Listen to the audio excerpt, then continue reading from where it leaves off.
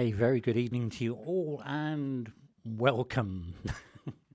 Welcome to a date with a dinner set program 240 here on February the 23rd. It is very good to see you all in the chat room chatting away the usual bonkers nonsense that you love to do.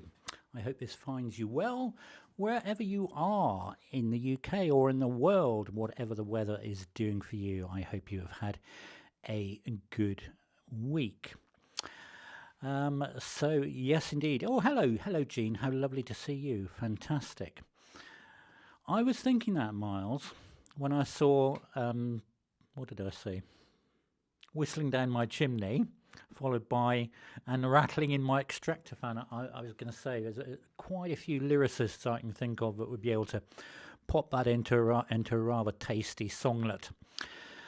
Of course, we had to do it today, didn't we? We had to have, well, we didn't have to, but we decided we had to have the theme tune to EastEnders as it celebrated its 40th gloomy anniversary earlier in the week.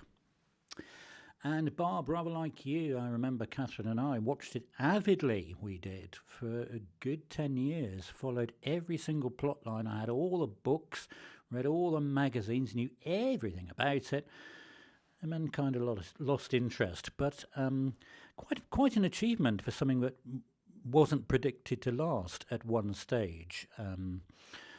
Yeah, and I think there's a couple of them still going strong, or well, still going anyway in it. That iconic theme tune composed by Mr. Simon May. And Simon May still very much with us. I believe he's in his 80th year. He also composed the theme music to Howard's Way and also El Dorado, which didn't last quite as long as the EastEnders. Well, it didn't last long at all. Actually, awful program. But the music was quite good. Simon May, again, the composer of that. He also composed the musical Smike, which did very well. I had the great pleasure of meeting Simon May in Guildford Cathedral, and he was very complimentary about my playing, actually. Really, really, really lovely man. Judy does still watch EastEnders. Fantastic. I knew there had to be one person somewhere that did. That is absolutely wonderful. So as I say, I hope you've had a good week. So here we are at the last programme of February, and quite a mix as always. I say that every week, I know, but especially so this week, it would seem. A few we haven't had for some time, and of course a new one to come at the end as well. Good evening, Martin, and good evening, Jeannie. A bumper crop. Well, we'll see what we can do in terms of bumper crop. There'll certainly be a lot of chatting going on. Hello, Janet. Gosh, I am honoured, Janet. I get to see you twice. Oh, you've gone. Well, it's lovely to see you. I know you're there. Lovely to see you twice in one day. Fantastic. Now, look, I'd better have some coffee. Otherwise, nothing will happen.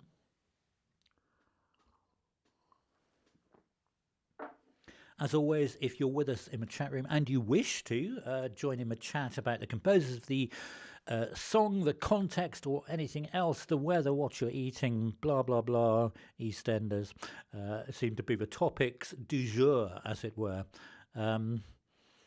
Yes, enjoy the programme.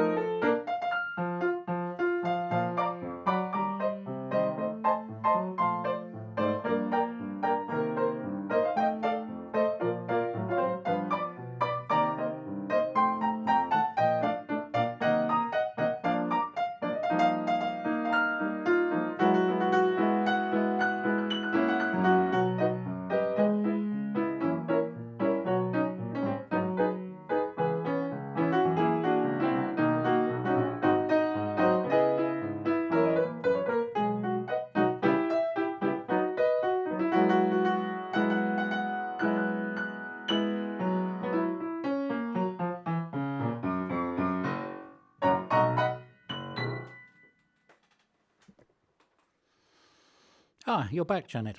Oh gosh, yes. Well, it was lovely, wasn't it? Fantastic. Indeed, that was a good answer, brother. A very safe answer with that. You know when it's got that two in a bar sort of feel to it, but it is going to be from a show, definitely. And I also see what you mean about the lights going up in London. As Miles correctly said, it was indeed from Kiss Me Kate from 1948, Cole Porter's two-fingered salute to Rodgers and Hammerstein's Oklahoma. And it marked a comeback for Cole Porter. He'd been in the doldrums, both musically and in terms of his very poor health and rapidly withering away legs after his horse accident. And so he was really on top form and over the moon tickety-boo, and thought, you know what, I'm going to have my 200th cigarette today to celebrate the fact that Kiss Me Kate became his most successful musical. That song wasn't on this occasion another opening, another show. It was We Open in Venice, which happens a little later on in Act 1. Hence the pictures. We open in Venice. We next play Verona, where you had then on to Cremona. Our next stop is Parma. Then Mantua. Then Padua. Then we open again. You're quite impressed that I remembered that, aren't you? I'm not so impressed that I got it out of time. When I was practicing it with it, it all worked out fine, and the pictures changed at exactly the right time. The music clearly, I was playing too fast this evening, too fast. But there we go. That was our opening one this evening from 1948. We open in Venice from the musical Kiss Me Kate. As always, if you like what you see and you hear on A Date with a Dinner Set, press the thumbs up button and it will illuminate and dance away for you. Well, I think it still does that. Actually, somebody said the other day that it didn't do that. Anyway, it's underneath your screen if you want to press it. At church, Mark. That's what Janet was talking about. I was lucky to be playing at Janet's church this morning, and Alison was the soloist. So that's the backstory there. I thought I'd just fill everyone in just to save a bit of confused texturation going on in the chat room. Coffee, and then our next song.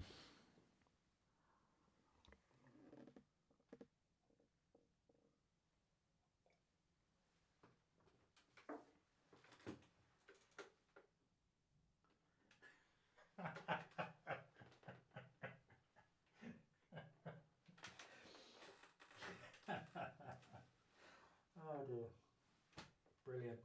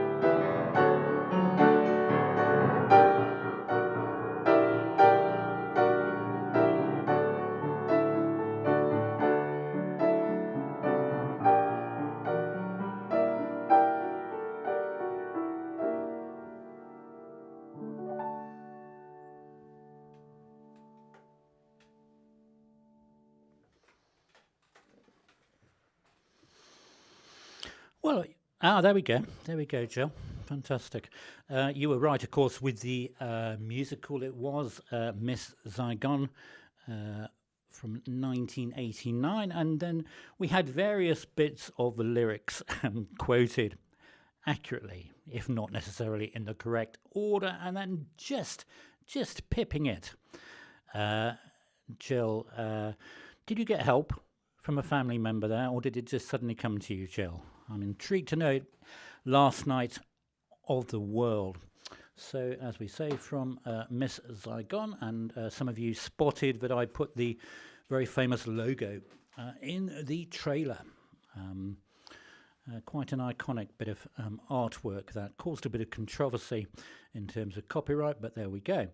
And Miss Saigon, of course, based roughly on Puccini's Madame Butterfly, but set against the backdrop of early 1970s Vietnam War. Well done, Colin. Fantastic. Well done. Joint effort. I know, and Miles was saying that in the chat earlier about, and I've not seen it, and I really do want to see it. It's a through-composed musical, that is to say there's no spoken, it's all done through singing, rather like an opera. I just can't help thinking it would be a little depressing in a way, but the music is absolutely fantastic.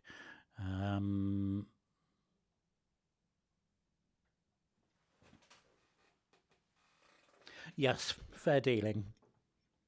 I'm trying to think what I said now to instill that comment. Composed by Claude-Michel Schönberg and Alain Boublil, who also composed Les Mis. They've had a writing partnership of over 50 years.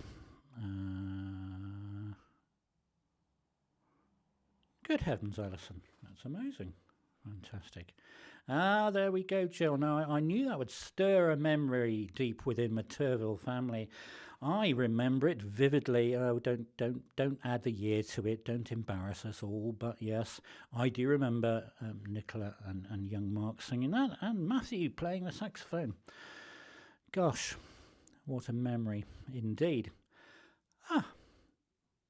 Oh, I see. Right. Yes. Got it. About the logo. Anyway, that's what that was. It was Last Night of the World from 1989 from Miss Saigon. We haven't had that for about 18 months. So we thought we'd chuck that in this evening. Hope you enjoyed that one. If you're not already subscribed and you've come across this little happening on YouTube and you'd like to be a part of it and subscribe to YouTube channel Gigi the Piano Man, then press that subscribe button. Won't cost you anything. It's YouTube. It is the likes, in other words, the thumbs up and the comments and the sharing that helps the algorithm to find us and help us to grow. Okay, so something a little different now.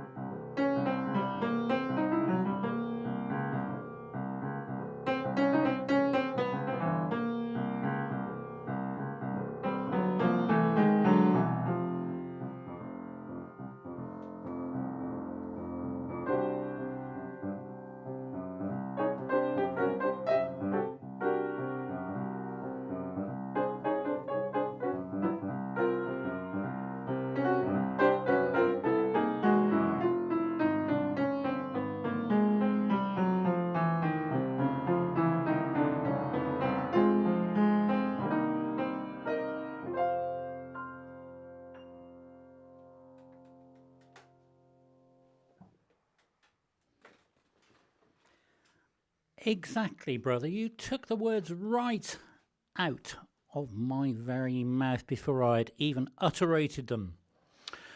I did instruct those camels at length that they were only to take a number of steps forward and then to go backwards, otherwise they would run into the poinsettia, which is still alive. Still alive.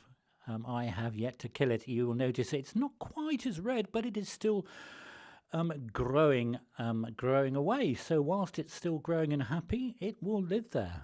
And it's certainly taller. And it has a couple of red and a couple of variegated leaves left. That was indeed, as someone said about 4 pages back, I think it was Miles, that was indeed Caravan, which was from 1936. And sort of composed by Duke Ellington. However, it was 99% composed by Juan Tizol, who was a Puerto Rican trombone player who played in the Ellington Band from about 1929 through 1944 and wrote a number of charts for the Duke. And as Duke did on a number of occasions, he thought, oh, I like that tune, we'll have that, and I'll also put my name to it. He probably shaped it a little bit, but the credit must go to Mr. Trombone Player Juan for that rather exotic composition. He blames its rather unusual shape on the fact that when he was being taught music theory, they had such a limited supply of manuscript paper that they used to turn the music upside down to practice their sight reading, and so you get that rather angular modal tune going on, which is a rather nice story. I'm not sure I quite agree with that, but there we go. It's a great bit of music and one of the signature hits for the Ellington Band, Caravan, from 1936. And to be partly topical, the reason for playing that this evening was I was really excited to read, I think it was Tuesday or Wednesday, about the discovery of another royal tomb in Egypt, a couple of kilometres from Luxor. And apparently this is the first royal tomb that has been discovered since Tutankhamun over 100 years ago. So it really is very big, exciting stuff. And then that story was updated after we'd gone to press, so to speak, after we'd created this slide and everything. That story was updated this morning. Apparently they have now found a second chamber. The view is that the actual body, the mummy, was moved because of flooding. But it is definitely a royal tomb, apparently because of the decorations. The blue ceiling and the stars denote a royal, I believe, from the 18th Egyptian dynasty, which puts it round about, what does that put it round about? 1500 BC. So, yeah, exciting stuff. I hope it's looked after, etc. And everyone that is exploring and excavating continues to be safe. So I thought we'd mention that this evening. As some of you know, I have quite a love of Egypt and its land and its people. Right, let's go somewhere else in... what is this? The Open... Yes, frankly, Miles, it is the Open University. You heard it here. It's just absolute blabbing of factoids and info nuggets gleaned from the interweb. Let's have some music, eh? Before someone gets sarcastic. It won't be me.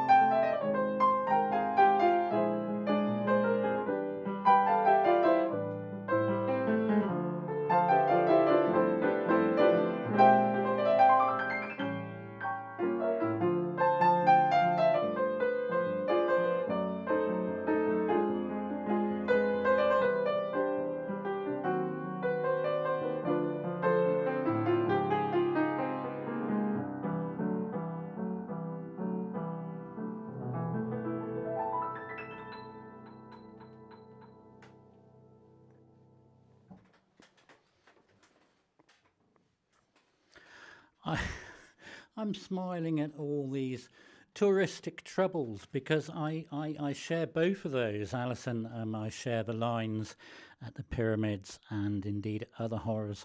And Miles, I did a day trip to Petra, and strangely accurate description of rotund Germanic people.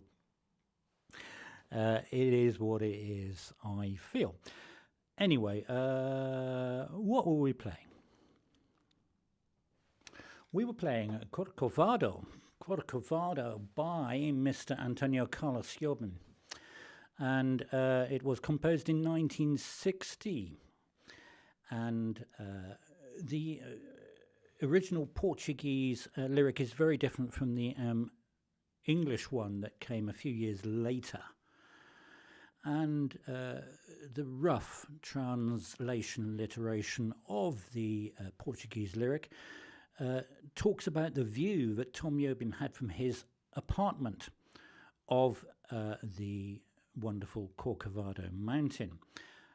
However, by the time the song became a success, they'd built a large apartment block in front and spoilt his view. So goes the story. But a very beautiful song by Antonio Carlos Jobim.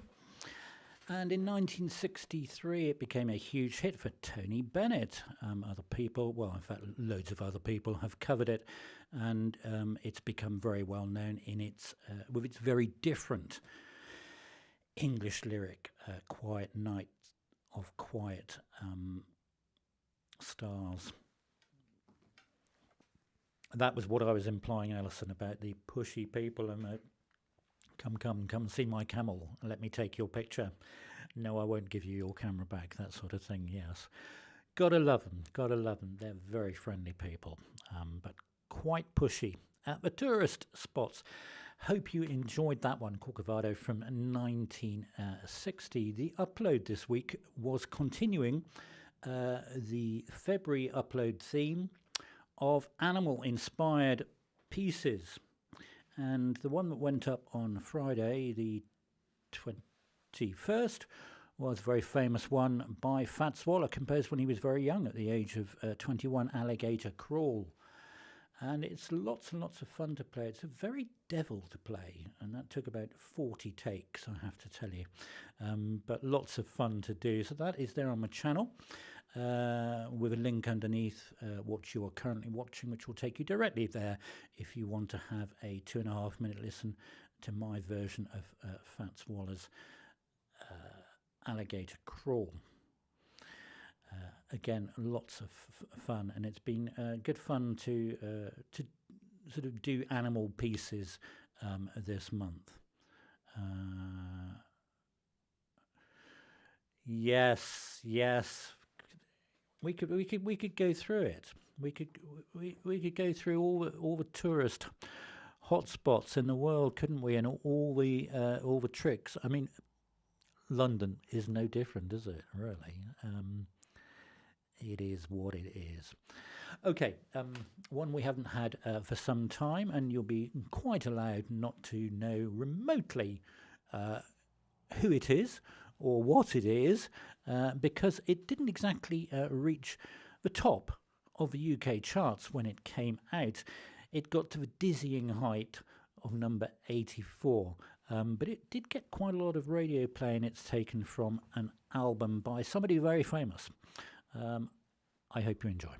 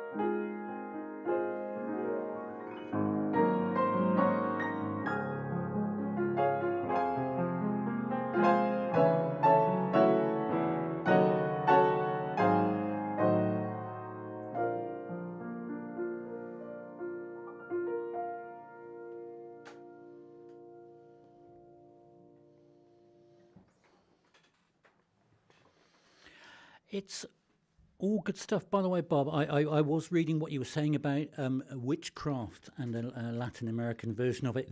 Very, very true. I didn't want to sort of take it in too much in case I morphed into witchcraft whilst I was playing that. It wasn't Barry Manilow, but it could have so easily been Barry Manilow, actually. Something to do with the pianistic style, the melodic leaps, and indeed the harmonies are very much Barry Manilow's style. From 1987, it was composed by Mr. Richard Carpenter, he of the Carpenters fame, and it was taken from his album Time, which he spent 4 years composing, dedicating to Karen, who had passed away 4 years previously. What is not perhaps quite as well known is that Richard had his own huge struggles and addictions and demons, and we very nearly lost Richard as well, but he's still very much with us and still doing what Richard does so amazingly well. He's an absolutely tip-top musician, pianist, orchestrator, composer. I believe he's in his late 70s. So that song, Something in Your Eyes, was from, as I say, 1987, and it was sung by Dusty Springfield with that amazing voice of hers. The reason I know it, I used to, for my sins, on the way to teaching every day, used to listen to Derek Jameson on Radio 2, those of you that remember him. And he gave that quite a bit of a plug, and I went out and bought the album, and there's some stunning music on there. Hello, Maggie and Jerry, looking after Oliver's girlfriend's dog. Oh, fantastic.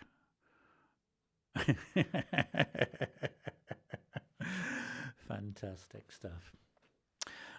We have actually got one more piece of music, but before we do, we're going just briefly, Miles, if you'll indulge me, whether you do or not, I'm going to indulge myself to tell you that today, February the 23rd, is National Tile Day. So we're back in the Open University, National Tile Day.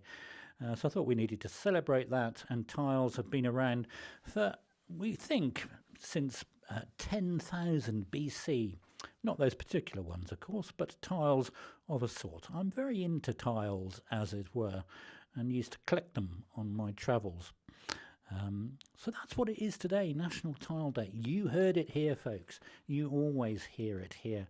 So do enjoy our final bit of music, which is new to the show. I think it will be known to you as a song. It's become a very famous song, even though it's nearly 100 years old. Do enjoy.